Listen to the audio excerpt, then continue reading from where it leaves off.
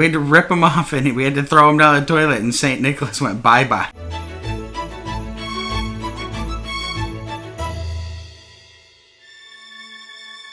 Morning, everyone. Just another day in quarantine.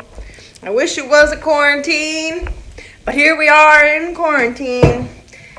Well, I'm lighting a candle. I got my Bath & Body Works candles in the mail the other day, and so I'm lighting that. I feel like all my videos are the same, but what else are you supposed to do during quarantine other than just stay inside? But today we are doing our vlog a little different. Later on, I thought it would be fun if Charlie and I did a Christmas Q&A of different things that we grew up with during Christmas time, what's our favorites about Christmas, and just tell each other some Christmas memories, just kind of reminisce about Christmas. But we're gonna do that. And also, we woke up this morning and realized Jeffrey's completely out of diapers. Thank God that we had nighttime diapers, but Charlie had to run out and get diapers. I think those scissors that I cut the wicks with were wet, and now it's sparky, and I hate that. It's done. The parade going by. Just another quarantine parade. I wonder what it's for. I want a quarantine parade! Look how he uses the register as a step stool, built-in step stool. Oh, Penry's interested too. This is the extent of our 2020 excitement. Oh, one lonely car. I don't think that car is part of the parade. If he is, he's a little behind. But how fun! They're all lined up. Ugh. I love how people are creating new ways to show people love during quarantine. So fun. You know how some people go to Target and line up the stockings to say stuff? Ours looks like it says Chia. So every weekday, Henry wants upstairs to go spend time with Charlie, but he's confused because it's Saturday. Charlie doesn't have to go up there, bud. But you could sit out there if you'd like. He wants someone to be up there with him so he can just rest, because he's normally up there with Charlie all day while he works. He's confused. So Jeffrey's down for a nap. I am going to clean out the fridge because we have to go grocery shopping tomorrow. And I like to start the week with a clean fridge, organized, so we can see what we have and everything. And then I think I'm going to sit and do nothing. Maybe look up the questions of what we're going to ask each other for the Q&A. Well, that's bad. See, you got to clean your fridge weekly because it gets gross and you don't see what you got and what can be thrown away. So I said I was going to sit and do nothing after I cleaned the fridge, but I ended up vacuuming and straightening up the house and everything. And then now I'm going to meal plan and write out a grocery list for this week. And then I realized that we have Christmas gifts to make for our families, but I'm not going to show that because some people that watch them are going to get them. So it's top secret. We're going to do a little Christmas Q&A now. We have our iPad set up with a bunch of questions, and we're going to take turns answering them. What was your favorite Christmas carol? Oh, gosh. And then you have to sing it. No! Christmas carols. Oh, Holy Night. O come, Emmanuel. First Mary, Noel. Did you know that your baby boy was born on... Is that your favorite, or do you Mary, have a different one? did you know? It's my favorite. That's your favorite? Mm-hmm. I love that one, too. Now my turn? Yeah. When did you stop believing in Santa? I don't know, but I know that I was younger. There's this Christmas where everybody, we always had the Christmas Eve gatherings at our house. And we were all hanging out in my brother's room. And all of a sudden, they rushed us into the living room because Santa came. But it was 9 o'clock at night. And they gave us all these Christmas presents in these bags, which is really uncomfortable because all my cousins were there too, and here's my brother and I opening Christmas, and I still remember a lot of the toys that I got out of that.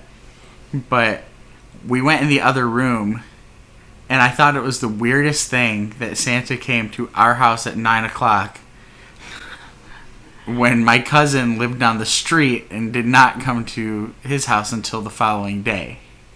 And that's when I was like, okay, there's something wrong here. This isn't right. There's so much thought process that has to go into it to not mess it up. There's a lot. But the toy that I remember most out of that Christmas bag is I got these Spider-Man toys that had him and Venom and Carnage, and they looked really cool because the Super Nintendo had been out for a couple years, and there was a game called Spider-Man Venom Maximum Carnage. And it was like this awesome game that I was too young to really understand and play, but like my cousin and brother would play it. And so I got basically the toy version of that. I opened up the package of the Spider-Man. He would shoot webs that had like a magnet on the end, and he could like stick to the refrigerator. Oh, that's so cool. I remember having a toy like that. I shot the web out the first time. It got tangled up in the whole Spider-Man, and the only way to get him untangled was to cut the webbing out, and then he was just another ordinary Spider-Man toy. Oh. Yeah, he lasted What a depressing Christmas. Yeah, he lasted Santa ain't real and your toy broke. He lasted all of 3 minutes. Oh, man. Describe your perfect Christmas morning. Okay. I want like a lot of scents in the house. Like candles or like coffees or breakfast cooking. Like that's how I remember like Christmas when I was little, is like scents. And so we'll have like the coffee brewing and like candles lit. And then we'll sit around and open up gifts. And then we'll have like a Christmassy breakfast.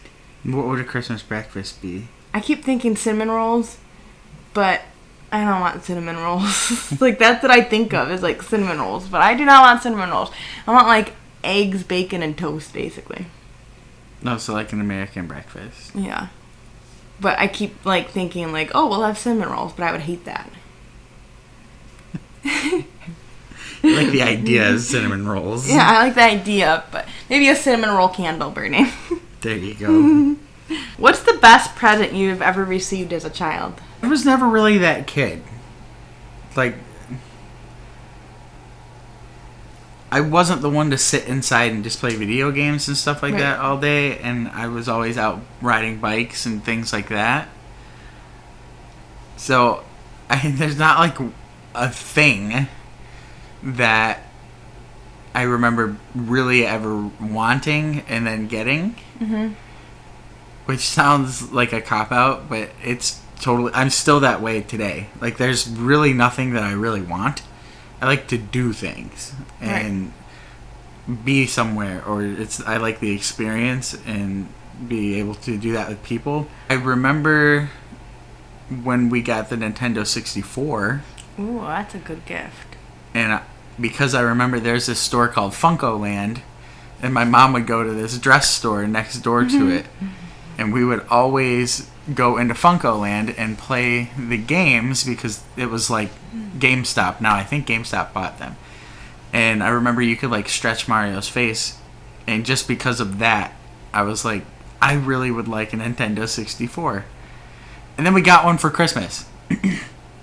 My cousin already had one, and he came over talking about it, and we opened up our gift because we would always get one gift on Christmas Eve, except for that really weird Christmas when Santa came and we stopped believing in Santa. But we opened up the Nintendo 64 and we played Mario 64 with my cousin, and I think that was the one where I was like, this is the most fun that I got the most long-term enjoyment out of. And then there was like when the GameCube came out, I remember that, but then somebody broke in our house and stole it. That was really weird. So that was short-lived, but I remember staying home and playing that on Christmas. But I think when we went on a family trip to Florida for Christmas, like we left. That was a good one. My parents left on Christmas Day, and like we met them down there. And we went to like Disney World and celebrated New Year there and did all that. So that was like a cool week, and the whole family was together. But then the next best, or I think the thing that I like better is when we went to Disney World for Christmas, but we went like 2 weeks before Christmas, and nobody was there. It was great, and we went to the Christmas parties, and we went to the like an after hours event, and we just did all these things, and we wore like. That's when I started my tradition of wearing like a Hula Santa shirt for Christmas, and that's when we later found out that we were gonna have Jeffrey, and that was because of that trip. So it was a really good. It was just overall a good I would say trip. that was our best Christmas. What was the worst present you ever received as a child? It's both. It's the best and the worst gift for me, because we asked Santa for hamsters. And we were like, yeah, let's ask him. Like, my mom's like, I don't want an animal in the house, whatever. We don't want a pet. We asked Santa. Well, Santa brought them. My mom said that when Santa went to the pet store, she made sure that it was both boys. Well, it ended up being a boy and a girl. So then they had 11 babies. So then we had 13 hamsters. And I remember the smell of our back room just because of hamsters stink. It was fun having the hamsters until they had babies, and then we had 13 hamsters in our house. My dad had to pack them up and take them to work to sell them to people. He would take 2 hamsters a day to work to sell them to people. So you guys just to get them off. You had Christmas hamsters, and we had a fat gerbil named St. Nicholas that we had to flush down the toilet. Who attacked my brother, and that's why we had to flush him down the toilet. He was alive when you flushed him? Yeah, because we had to rip him off of Rob's finger. Okay. We had to rip him off, and we had to throw him down the toilet, and St. Nicholas went bye-bye because he had a thirst for blood, and he killed another hamster. Oh my god! Or another gerbil, yeah. So we had to send him to the South Pole. What was your traditional Christmas food? Well, whenever we were to go to my grandma's, she would make a ham and kielbasa and the best cakes. This chocolate angel food cake is so good. My mouth is like watering thinking about it. I keep telling her to make me one, even though I wouldn't eat it, just to make me one. But, you guys were a ham family for Christmas? Yeah, we were. But my family tries to be one, and I can't stand it. She would make this cake. It's angel food cake, and it would have frosting, and then white frosting on it, and then she would like shave chocolate over it. It sounds delicious.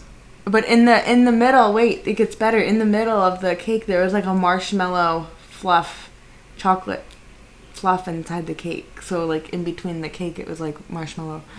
I miss it. What places do you associate with Christmas? A couple places. So one is Frankenmuth. Because for everybody who watches who's not from Michigan, Frankenmuth, Michigan is like this Bavarian town, and they have so much fun. They have the world's largest Christmas store. But when it comes time for Christmas, I don't know what it is, but it just has Christmas magic. Like their decorations are on point. Whole city gets into it, and it's a rural city, so it just has that like small town Christmas feeling. And they have the carriage rides and the fudge shop all year round. But when you're in the middle of summer, like, who wants to have a handful of fudge? I do. Take a carriage, like, I don't. Like, but that's a very, like... But fudge is more Christmas-y. It's a very Christmas thing. Disney World is one. And honestly, this place called Huckleberry Railroad that's just outside of Flint, Michigan. I don't think I've ever been there. My grandpa would take us there when we were kids, and they have Christmas decorations. Now it's just like a pit stop, but that's sad. Before it was everything. What was your most unusual Christmas? This Christmas? 2020. What's unusual about it? You can't see any family. It doesn't even feel like Christmas, but we're gonna make it the best. Cause it's kind of like, last Christmas was weird too, cause you woke up sick. Oh yeah. So we spent the past 2 Christmases by ourselves. And then I spent that one Christmas by myself, cause I was just like really sick. Yeah, I gave you the stomach flu. Ugh. But other than that, we've had pretty good Christmas. Decent Christmas.